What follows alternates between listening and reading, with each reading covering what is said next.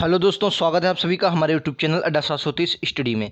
तो दोस्तों, आज आपके लिए फिर से हम जीके के कुछ महत्वपूर्ण क्वेश्चन लेके आए हैं जिसमें इस सीरीज में हम टॉप लगभग 500 क्वेश्चन करेंगे और सभी एग्ज़ाम के लिए ये बहुत इंपॉर्टेंट क्वेश्चन है। इसका पार्ट आज 7 है। इससे पहले 6 सेशन हम कर चुके हैं। वो अगर आपने नहीं देखे हैं तो लिंक डिस्क्रिप्शन में नीचे दे दिया गया है, वहाँ से आप देख सकते हैं। ये जो है ये आपके लिए बहुत सभी एग्ज़ाम के लिए बहुत महत्वपूर्ण है, चाहे यूपीएसआई हो गया, यूपी का कोई एग्ज़ाम हो गया, चाहे आप defence, navy, air force, coast guard दें या एसएससी जीडी का दें या कोई भी एग्ज़ाम दें, आपके लिए ये क्वेश्चन आते हैं। तो चलिए दोस्तों, वीडियो शुरू कर लेते हैं। तो दोस्तों, और आप चैनल पर नए हैं और आपने चैनल सब्सक्राइब नहीं किया तो चैनल सब्सक्राइब कर लें, बेल आइकन दबाएं, जिससे नोटिफिकेशन आपके पास पहुंचती रहेगी।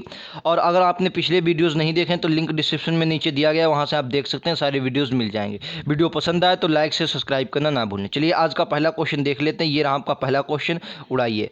क्वेश्चन पहला क्या कह रहा है कि अष्टाध्यायी की रचना किसने की थी? जो अष्टाध्यायी थी, ये इसकी रचना किसने की थी? ये क्वेश्चन आपके एग्जाम में कई बार पूछा गया है। तो इसका राइट आंसर हो जाएगा पाणिनि। पाणिनि जो थे, पाणिनि, इन्होंने इसकी रचना की थी। हालांकि ये पुराना क्वेश्चन है लेकिन पूछा जाता है आपके एग्जाम में। अगला क्वेश्चन, सत्यमेव जयते कहाँ से लिया गया है? रिपीटेड क्वेश्चन है, आप सभी लोग जानते हैं, मुंडको उपनिषद से ये लिया गया है। ठीक है, कहाँ से लिया गया? मुंडको उपनिषद से। क्लियर है, याद रखना है। अगला क्वेश्चन है आपका, कह रहा है गायत्री मंत्र कहाँ से लिया गया है? तो ऋग्वेद से ये गायत्री मंत्र लिया गया है। अगर ऋग्वेद की बात करेंगे तो वैदिक काल आपने पढ़ा होगा, वैदिक एज। तो वैदिक एज जो है ये 2 भागों में बटा है। यहाँ आपका एक तरफ ऋग्वेद देखने को, वैदिक काल देखने को मिलता है, एक तरफ उत्तर वैदिक काल देखने को मिलता है। ऋग्वेदिक काल उसे कहते हैं जहाँ ऋग्वेद की रचना हुई, बाकी के जितने वेद लिखे गए हैं आपके तीनों, उनको क्या कहते हैं? उन्हें वो मतलब उत्तर वेद में आते हैं। आपको याद रखना है। ठीक है, नेक्स्ट क्वेश्चन ये रहा आपको स्क्रीन पर, कह रहा भारतीय दर्शन शास्त्रों की संख्या कितनी है? जो भारतीय दर्शन है इनकी शास्त्रों की संख्या कितनी है? 6। आपको याद रखना कितनी संख्या है? 6 है। अगला क्वेश्चन कह रहा है योग दर्शन के संस्थापक कौन है? तो पतंजल इसका राइट आंसर हो जाएगा। पतंजल जो है योग दर्शन के क्या है? संस्थापक हैं। क्लियर है। चलिए, वीडियो पसंद आए तो लाइक से सब्सक्राइब करना ना भूलें। अगला क्वेश्चन है, क्या है? अस्तो माँ सदमय तस्मो माँ ज्योतिर्गमय कहाँ से लिया गया है? ठीक है, तो ये ऋग्वेद की पंक्ति है। कहाँ से लिया गया? ऋग्वेद से लिया गया है। वेदों की संख्या कितनी है? तो वेद कितने हैं? 4 वेद हैं और चारों कहाँ? वैदिक काल में हमें देखने को मिले हैं। ठीक है, वैदिक काल में 4 वेद देखने को मिले हैं। ठीक है, चलिए नेक्स्ट क्वेश्चन ये रहा आपकी स्क्रीन पर, कह रहा वैदिक काल का प्रमुख देवता कौन था? अगर इससे पहले, वैदिक काल से पहले हमने क्या पढ़ा? हम लोग पढ़ते हैं सिंधु घाटी सभ्यता, यानी कि इंडस वैली सिविलाइजेशन।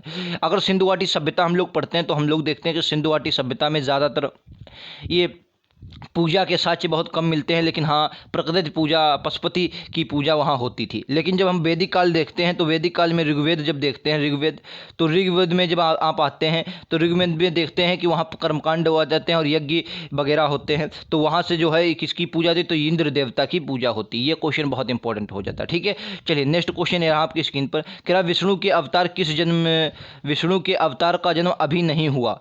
मतलब ये विष्णु के अवतार का जन्म अभी नहीं हुआ। किस अवतार का जन्म अभी नहीं हुआ? तो कल्प जो है इनके, विष्णु के ये अवतार हैं, इनका जन्म अभी नहीं हुआ। आपको याद रखना। अगला क्वेश्चन क्या कह रहा है? अगला क्वेश्चन, किस प्रकार के विवाह में वधू का मूल्य लिया जाता है? ठीक है, तो ये जो असुर विवाह, ये कहाँ? वैदिक काल के आसपास का है। तो कह रहा है किस विवाह के वधू का मूल्य लिया जाता है? तो असुर विवाह। ठीक है, ये फिलहाल इतना इंपॉर्टेंट क्वेश्चन नहीं है। अगला क्वेश्चन ये रहा आपकी स्क्रीन पर, ये अच्छा क्वेश्चन है, कह रहा महात्मा बुद्ध का जन्म कहाँ हुआ था? तो लुम्बिनी में इनका जन्म हुआ था। प्रथम उपदेश इन्होंने कहाँ दिया? अपना सारनाथ में दिया था। प्रथम उपदेश कहाँ दिया था?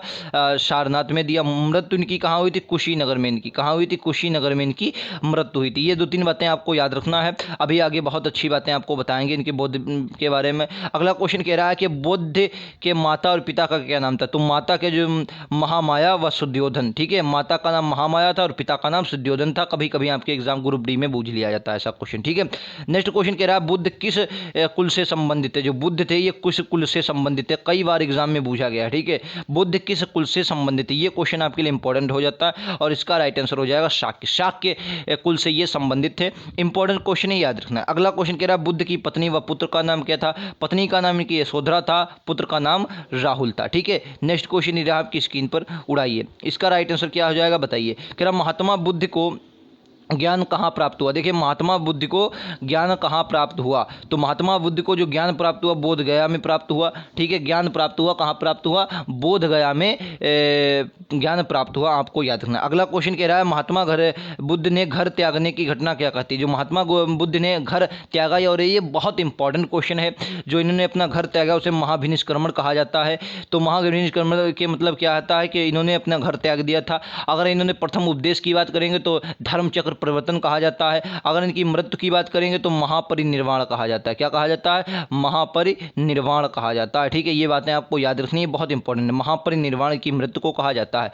अगला क्वेश्चन है, ये रहा आपकी स्क्रीन पर, कह रहा है कि महात्मा बुद्ध ने अपना प्रथम उपदेश कहाँ दिया था? सारनाथ में दिया। और इसे कहा जाता है? कहते हैं धर्म चक्र प्रवर्तन। इसको क्या कहते हैं? धर्म चक्र प्रवर्तन। क्या कहते हैं? प्रवर्तन। ठीक है, आपको याद रखना, धर्मचक्र प्रवर्तन। इस घटना को क्या कहते हैं? धर्मचक्र प्रवर्तन कहते हैं। अगला क्वेश्चन है, आम्रपाली कौन थी? तो आम्रपाली कौन थी? ये काफ़ी इंपॉर्टेंट क्वेश्चन है, कई बार एग्जाम में पूछा गया है। आम्रपाली कौन थी? तो याद रखना है, बुद्ध की शिष्या व वैशाली की नगर वधु थी। ठीक है, वैशाली की नगर वधु व बुद्ध की शिष्या कौन थी? आपकी आम्रपाली थी। याद रखना है, इंपॉर्टेंट क्वेश्चन है। अगला क्वेश्चन है, बुद्ध के उपदेश सुनकर 5 ब्राह्मणों द्वारा जैन बौद्ध बनने की घटना क्या कहती है? तो धर्म चक्र प्रवर्तन कहती है। मतलब पहला उपदेश दिया था वही धर्म चक्र प्रवर्तन है, और जब उसको सुना तो क्या हुआ? उन ब्राह्मणों ने अपना मतलब बौद्ध धर्म में आ गए। तो कहने का मतलब ये इसी घटना को क्या कहते हैं? धर्म चक्र प्रवर्तन कहते हैं। ठीक है, अगला क्वेश्चन है, बुद्ध ने अपना अपना सर्वाधिक समय कहाँ व्यतीत किया? तो श्रावस्ती में। मतलब सबसे ज़्यादा इन्होंने उपदेश भी श्रावस्ती में दिए, और सबसे ज़्यादा इन्होंने अपना क्या किया? समय भी वहीं व्यतीत किया। देखिए यहाँ से क्वेश्चन क्या कर रहे हैं, आप लोग समझ रहे हैं कि बौद्ध धर्म से अगर यूपी ट्रिपल सी पेट में अब आप देना चाहते हैं तो पेट में ये क्वेश्चन दबा के पूछे जाएँ, क्योंकि यूपी ट्रिपल सी में साफ साफ कहा गया है कि बुद्ध का जीवन परिचय एंड हम शिक्षाएँ बूझेंगे। ठीक है, यही कहा गया यूपी ट्रिपल सी पेट में। और फिलहाल ये प्राचीन काल का PDF है, तो प्राचीन से यहाँ पर क्वेश्चन पूछे गए हैं। फिलहाल इंपॉर्टेंट क्वेश्चन है। डेली प्रैक्टिस सेट लेने के लिए चैनल सब्सक्राइब कर लें, बेल आइकन दबाएं। अगला क्वेश्चन कह रहा है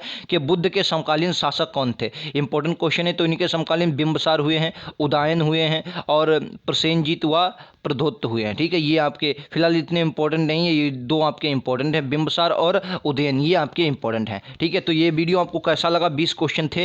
वीडियो पसंद आया होगा। वीडियो पसंद आया हो तो लाइक से सब्सक्राइब करना ना भूलें, और ऐसी वीडियो पाने के लिए हमारे चैनल को सब्सक्राइब करें। कमेंट सेक्शन में अपनी राय जरूर दे के जाएँ। तो आज के लिए इतना ही। Thank you.